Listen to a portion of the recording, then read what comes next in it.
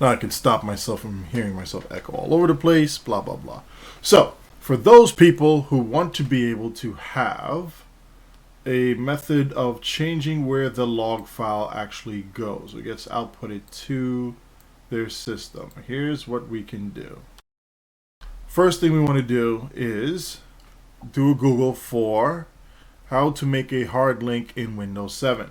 It's not necessarily a hard link, it's more like a symbolic link or junction, but you can see it right here. Guide to symbolic link, pop that open, read these instructions. The link will be in the comment section. Very, very handy for you. So, go through all this fun stuff here, read it. It's awesome. You'll love it. Second part, download this program called DataRAM RamDisk. This is here. The older version of it that was free allowed you to do up to 4 gigs of, set aside 4 gigs of RAM to make a virtual drive out of it, which in this case will show up as drive Z for me. If you can still hear me, yes, good. This is going to get annoying. That right there.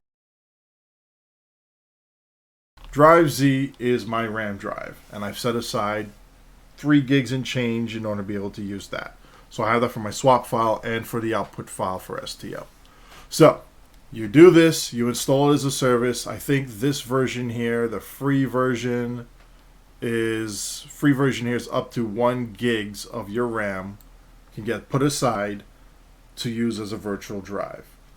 It's super duper fast. Unless you set it to write the output to a hard drive and then keep it, it'll automatically wipe out any data that's on there when you do a reboot. So use that at your own discretion. Install this. Follow these directions here in order to be able to create your symbolic link. And then use that to point to the drive letter that corresponds to your RAM drive. Anytime you do a combat log, you refer to that RAM drive. Actually, you don't even refer to the RAM drive, sorry. You refer to your STO directory that goes through the log file. Now, any program or any person going through that directory structure will still think as if it's all in that one specific area. But in reality, once it goes into, say, if you break it off from game files and then log files, it will go to that other drive. And then you can read the data there, or the program can read the data there, as if it was all just one continuous drive path.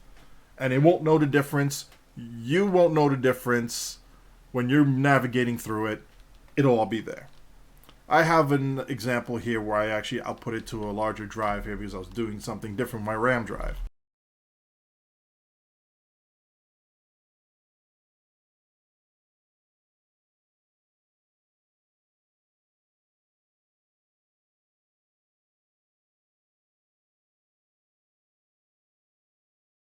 Now, for those who were paying attention, they didn't see anything different. It just looked like it was just straight there.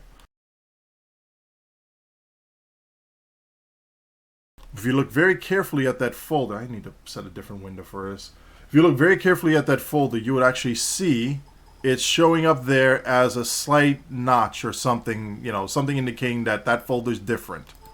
That folder is a symbolically linked folder going to a different location. According to every program and according to Windows Explorer, you're navigating as if it was all in the same structure. So, when you have it there, move it to a faster drive, whether it's an SSD or the RAM drive. You'll love it. You'll love the output. You'll love the faster performance, the faster reads, the faster writes. Enjoy. And now I'm going to break OBS.